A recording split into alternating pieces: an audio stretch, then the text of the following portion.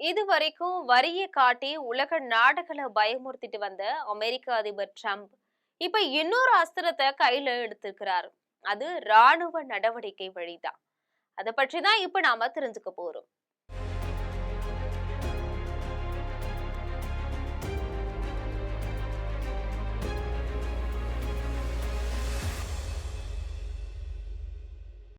தென் அமெரிக்க நாடுகள்ல ஒன்றான வெனிசுலா உலகத்துடைய அதிகமான எண்ணெய் வளம் கொண்ட நாடுகள்ல ஒண்ணு.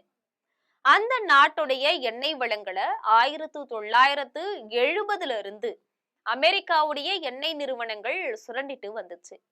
குறிப்பா எக்ஸான் மொபைல், கல்ஃப் ஆயில் அப்படிங்கிற அமெரிக்காவுடைய 2 எண்ணெய் நிறுவனங்கள் வெனிசுலாவில எண்ணெய் சுத்திகரிப்பு உள்ளிட்ட கட்டமைப்புகளை ஏற்படுத்தி மிகப்பெரிய அளவுல எண்ணெய் வளத்தை எடுத்துட்டு போயிட்டு இருந்தாங்க. அப்போ அமெரிக்காவுக்கும் வெனிசுலாவுக்கும் இடையில கப்பல் போக்குவரத்து ரொம்ப அதிகமான அளவுல இருந்துச்சு. வெனிசுலா நாட்டுக்கு சொந்தமான எண்ணெயின் விலைய வெனிசுலா தீர்மானிக்கல, மாறா அதோட விலைய அமெரிக்கா தான் தீர்மானிச்சது. இந்த நிலைமை பல ஆண்டுகளா நீடிச்சுட்டு வந்தது. அப்போ வெனிசுலாவுடைய வலதுசாரி ஆட்சியாளர்கள் அதிகாரத்துல இருந்தாங்க. அந்த காலகட்டத்துல அங்க அமெரிக்க நிறுவனங்கள் எண்ணெய் சுத்திகரிப்பு ஆலைகள் உள்ளிட்ட கட்டமைப்புகளை எப்படி நிறுவனாங்க அப்படிங்கறத பற்றி ஒரு பெரிய வரலாறே இருக்கு. அதை தாண்டி பார்த்தா வெனிசுலா எண்ணெயின் உரிமை முழுவதும் அமெரிக்காவுக்கு தான் அப்படின்னு இருந்துச்சு. அதனால சுருண்டலும் மிக மோசமான அளவுல இருந்துச்சு.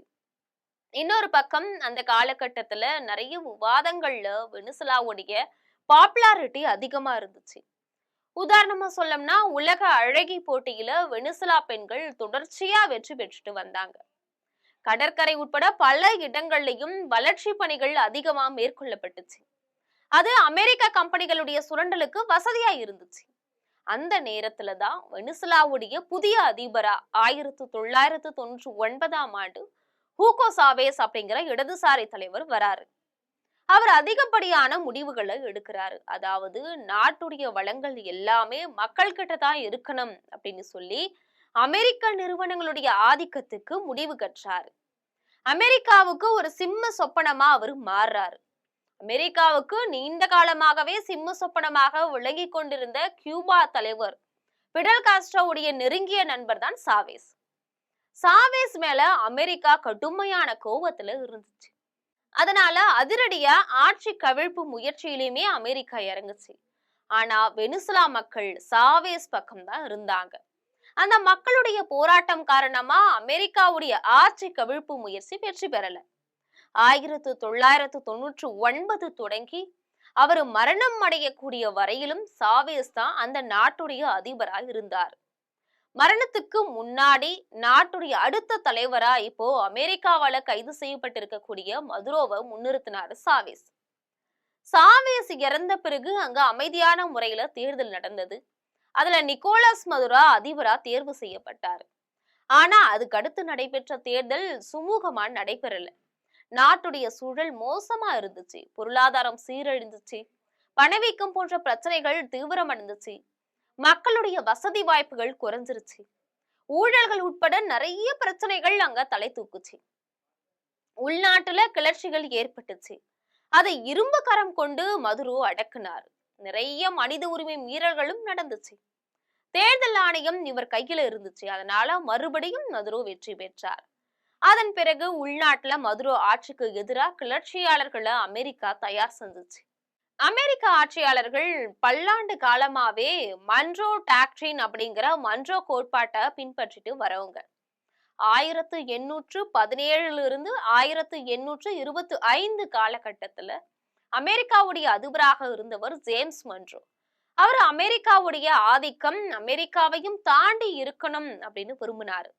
எண்ணெய் வளங்கள் மாதிரியான இயற்கை வளங்கள் அமெரிக்காவுடைய பிடியில இருக்கணும். அதே மாதிரி பாதுகாப்பு தொடர்பான ஆதிக்கமும் அமெரிக்காவுடைய கையில தான் இருக்கணும் அப்படின்னு மன்றோ சொன்னாரு.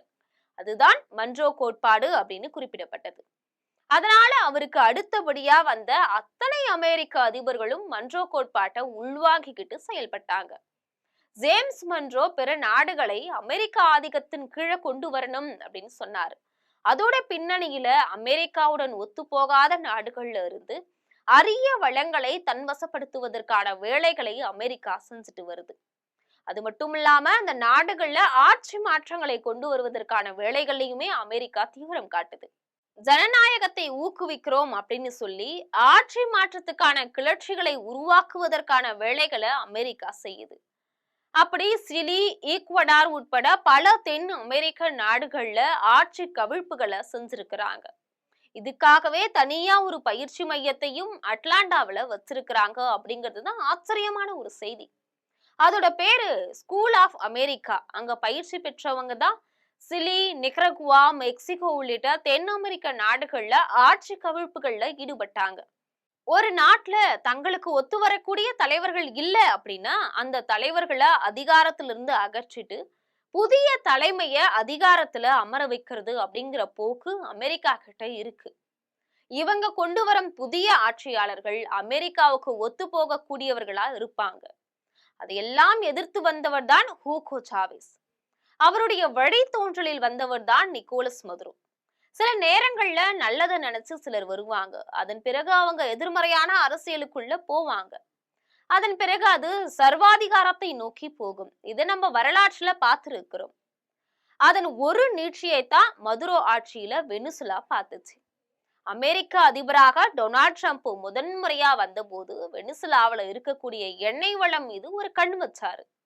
இது எங்க நாட்டுடைய எண்ணெய் வளம், இது எங்க நாட்டுக்கு சொந்தமானது அப்படின்னு அவர் பாக்குறாரு. ஏன்னா அமெரிக்கா தான் ஆரம்பத்துல வெனிசுலாவில சுத்திகரிப்பு ஆலை போன்ற கட்டமைப்புகளை உருவாக்குச்சு அப்படிங்கிறது அவரோட பார்வை. இதனால வெனிசுலாவுடைய எண்ணெய் வளங்கள் அமெரிக்காவுக்கு சொந்தம் அப்படின்னு அவர் சொல்றாரு. அத அமெரிக்கர்களும் நம்ப ஆரம்பிச்சிருக்கிறாங்க. ஆனா அதை சாவேஸ் எதிர்க்கிறாரு. சாவேஸுக்கு பிறகு ஆட்சிக்கு வரும் மதுரோவும் அதை எதிர்க்கிறாரு. இதனால அமெரிக்காவுடைய எதிரியா இவரு பார்க்கப்படுறாரு. இதுக்கிடையில மிகப்பெரிய அளவுல போதைப் பொருட்களை உற்பத்தி செய்யற, போதைப் பொருட்களை கடத்துற, போதைப் பொருளை சட்டவிரோதமா விற்பனை செய்யற ஒரு சட்டவிரோத கும்பல் வெனிசுலாவில செயல்படுது. அந்த கும்பல் கூட மதுரோவுக்கு தொடர்பு இருக்கிறதா அமெரிக்க அதிபர் டொனால்ட் ட்ரம்ப் குற்றம் சாட்டிட்டு வந்தாரு. ஆனா அதுக்கான ஆதாரங்கள் எதுவுமே கிடையாது. இந்த நிலையில 2 வாரங்களுக்கு முன்பு ஒரு கப்பல் மேல தாக்குதல் நடத்தினாங்க. அதே வேளையில மரீனா கொரினா மச்சாடோ என்ற ஒரு பெண்மணியை டொனால்ட் ட்ரம்ப் ஊக்குவிக்கிறார். அந்த பெண்மணிக்கு 2025 நோபல் பரிசு கிடைச்சது. வெனிசுலாவில ஜனநாயக புரட்சியை ஏற்படுத்தணும் அப்படின்னு அந்த பெண்மணியை அமெரிக்கா தூண்டி விடுது. அதையடுத்து வெனிசுலாவிலும் ஒரு கிளர்ச்சி நடைபெற்றது. அந்த பெண் பலமான எதிர்கட்சியா உருவாகிறாரு. அவர் எந்த நேரத்திலும் பொறுப்பை ஏற்றுக்கொள்ள நாங்கள் தயார் அப்படின்னு 2 வாரங்களுக்கு முன்னாடி சொல்றாரு. அப்படின்னா மதுரோவை கைது செய்ய போகிறார்கள் அப்படிங்கிற விவரம் அவங்களுக்கு தெரிஞ்சிருக்கு. மதுரோவின் தலைக்கு $50 மில்லியன் விலையா கொடுப்பதா அமெரிக்கா அறிவிச்சிச்சு. மதுரோவை பொறுத்த வரைக்கும் அவர் பிற நாடுகள் கிட்ட சொல்லிக் கொள்ளும் அளவுக்கு நண்பராய் இல்லை. மதுரோவின் மனித உரிமை மீறல் செயல்பாடுகளை மற்ற நாடுகள் பார்த்துட்டு இருக்கு. அதனால இப்ப அவர் கைது செய்யப்பட்டிருக்கும் நேரத்துல பெரிய கண்டனங்கள் எதுவுமே வரல. ரஷ்யாவும் சீனாவும் கண்டிச்சிருக்காங்க, வடகொரியா கண்டிச்சிருக்கு. இப்படி இடதுசாரிகள் ஆளும் நாடுகளிடமிருந்து கண்டனங்கள் வந்திருக்கின்றதே தவிர ஆதரவு அப்படிங்கிற நிலையில எந்த நாடும் இதுவரைக்கும் முன்வரல. அமெரிக்காவுடைய சமீபத்திய செயல்பாடுகளுக்கு வெனிசுலா மக்கள் மத்தியில எதிர்ப்பு கிளம்பி இருக்கிறது.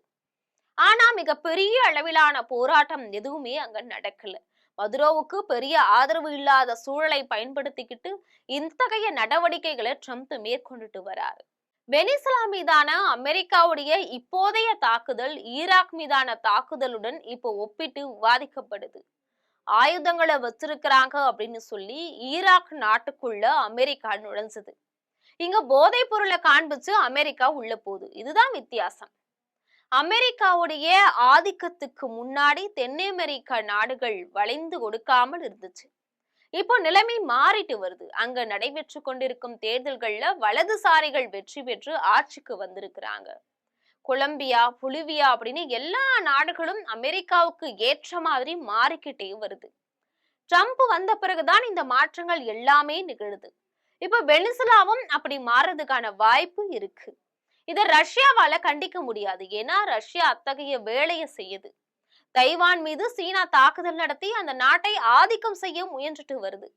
ட்ரம்புக்கு அமைதிக்கான நோபல் பரிசு கிடைக்கும் அப்படின்னு பேசிக் கொண்டிருந்தாங்க. இனிமே அவருக்கு நோபல் பரிசு நிச்சயமா கிடையாது.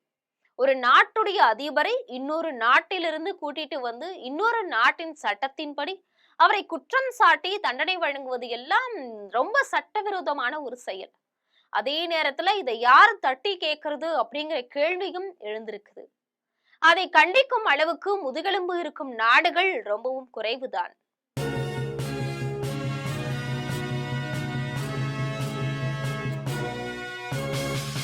உடனுக்குடன் அப்டேட் தெரிந்து கொள்ள ஜெம் டிவி தமிழ் ஆப்பை இன்ஸ்டால் செய்யவும்.